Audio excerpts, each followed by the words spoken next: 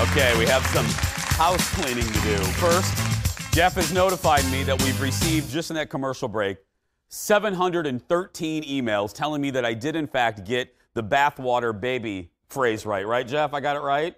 Okay, number two, during that commercial break, this very busy commercial break, I found out that floor director Tyler doesn't cook, and I also found out that Jeff just reposted Stephanie Hansen's famous sugar cookie recipe. Right, Jeff? It's on our Facebook page. And one more note. Let me mention Howard Stern one more time to the new bosses over there. Because Sirius has new bosses. Leave him alone. Leave Brittany alone. Because let Howard be Howard. There's nothing worse than when non-creative people, like Becky Sue from accounting, tells creative people what to do. Howard's a success because people have left him alone. That's why I love my boss at My Talk. I haven't heard from her for 7 years. And I love him too. He leaves me alone most days. It's the cookie bacon season. Hey, Chris, it's cookie bacon season. It's cookie baking season, Jason. And there is nothing that says it's the holiday season more than gingerbread cookies. Joining us now with her Aunt Sue's famous gingerbread cookies is food writer and our good friend, welcome back to the show, Lindsay Guentzel. Hi, Lindsay. Hi, Jason. How are you? Good. So, this is like Colonel Sanders' recipe. Like, this is a secret Lindsay family recipe? It is. Aunt Sue is the baker we all aspire to be. So growing up, she would make these for the writer family gatherings. And I'm not joking.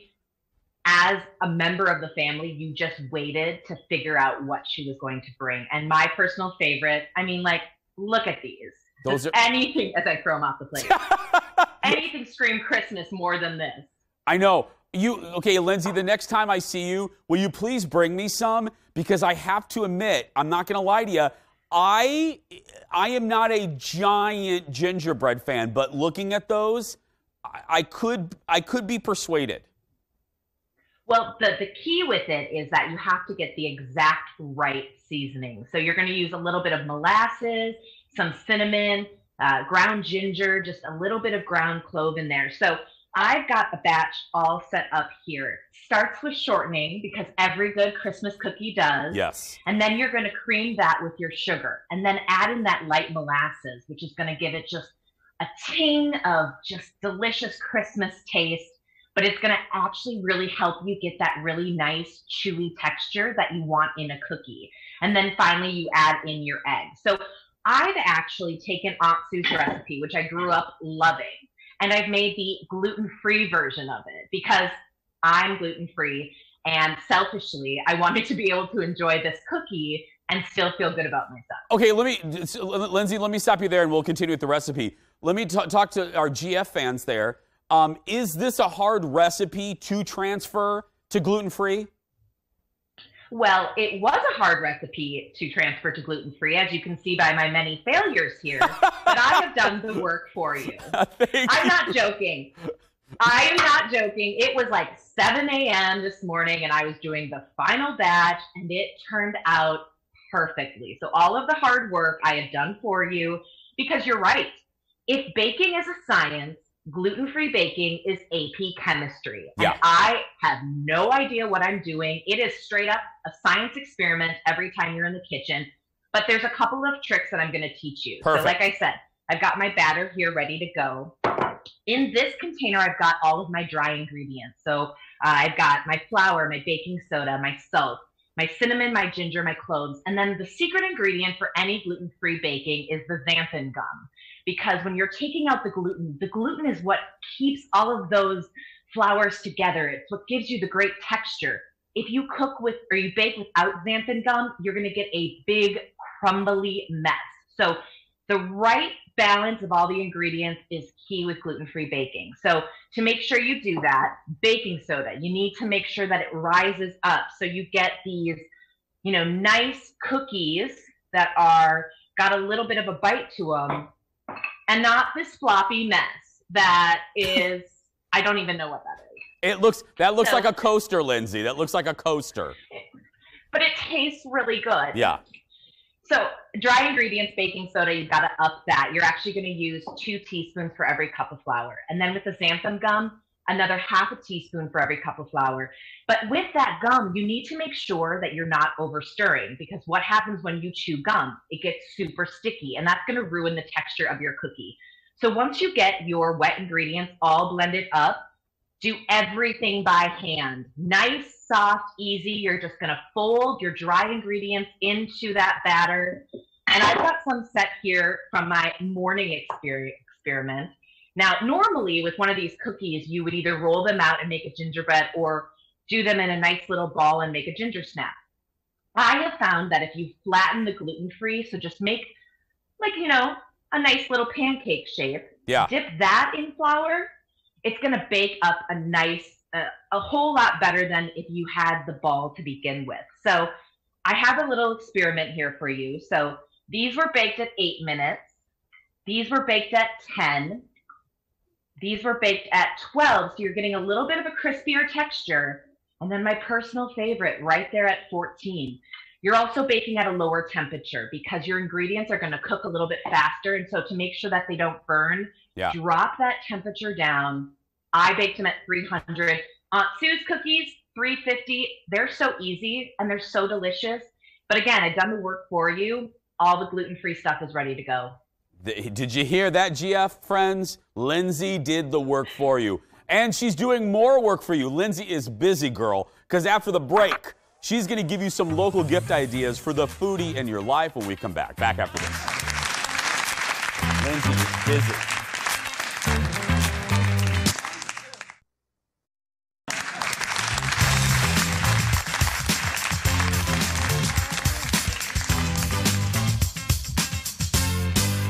We literally are having people already ask for the gingerbread recipe.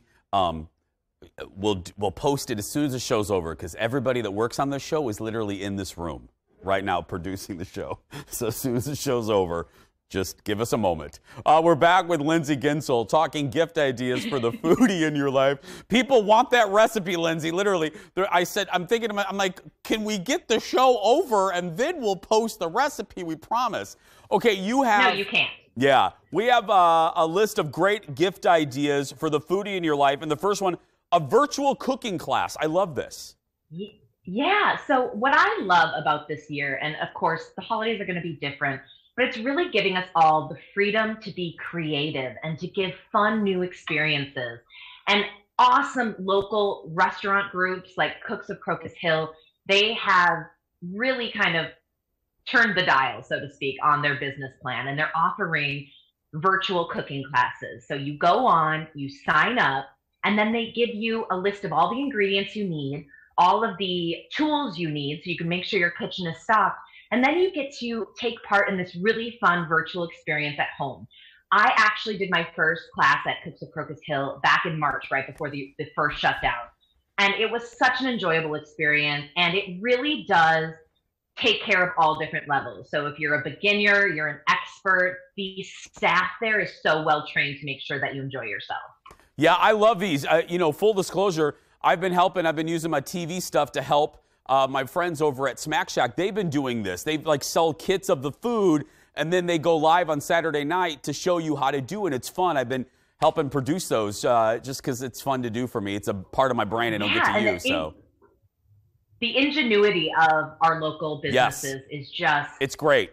Kudos to you guys. Keep it up. We are here to support you. Gavin Kaysen does it too. It's so good. Okay, next is virtual wine tastings. I mean, this is amazing. And what I love about what 44 in France is doing is not only are they doing virtual wine tastings, they're offering a bunch of different things. So mocktails, whiskey nights. My friend Amy Waller works over there, and she is the most amazing person to take a wine tasting from. I've been so lucky to get to do some of her classes before. And what's awesome is they have the public events.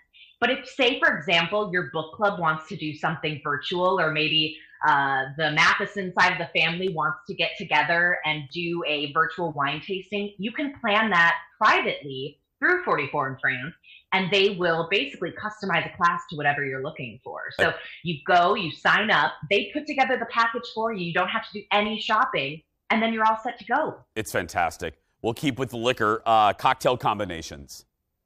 This is just a no-brainer. What, again, going back to the ingenuity of our amazing local restaurants, putting together to-go kits of your favorite cocktails. So let's start right here. Rebel Avila. So this is actually an agave spirit. So not tequila, because like tequila, champagne has to be made in a specific region, a specific way.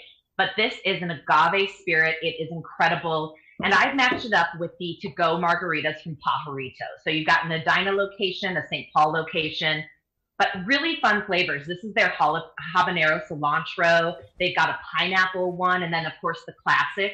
And what's so wonderful about the to-go kit is they give you everything you need. You've got salt, you've got limes, you've got even the garnishes, the dehydrated little garnishes there, all set to go. Get a cute basket like I've got here for my next one and just dress it up and drop it off to your favorite person. Yeah. So this one, perfect little winter warm-up. So I'm going with the Brickyard from Jay Carver out in Laconia. And then I've also got the Six Smith Old Fashioned Kit. So they literally give you everything you need to make your own little old fashioned. Got the bourbon cherries. I've got the orange for the garnish. And they even give you a measuring cup for your liquor. I mean, it is a perfect gift pack. And then, of course, thinking with the holidays, they're falling on the weekends. Send your favorite people a to-go Bloody Mary bar. Yeah. So get your vodka. This is actually Grey Duck. It's the Chris Hockey version. So proceeds of this is actually benefiting Toys for Tots, which is an awesome thing to be involved with. And then Jack Link's Bloody Mary, another local company. Yeah. A lot of local restaurants are also doing their own to-go, so you can pay attention to that as well. Absolutely. Lindsay, great ideas. Thank you so much. We'll be looking for Aunt Sue's recipe. For more information, head to Lindsay. It's coming. Head to lindsayguentzel.com right there at the bottom of your screen. And we will post it a little bit later. Trust us. Still ahead.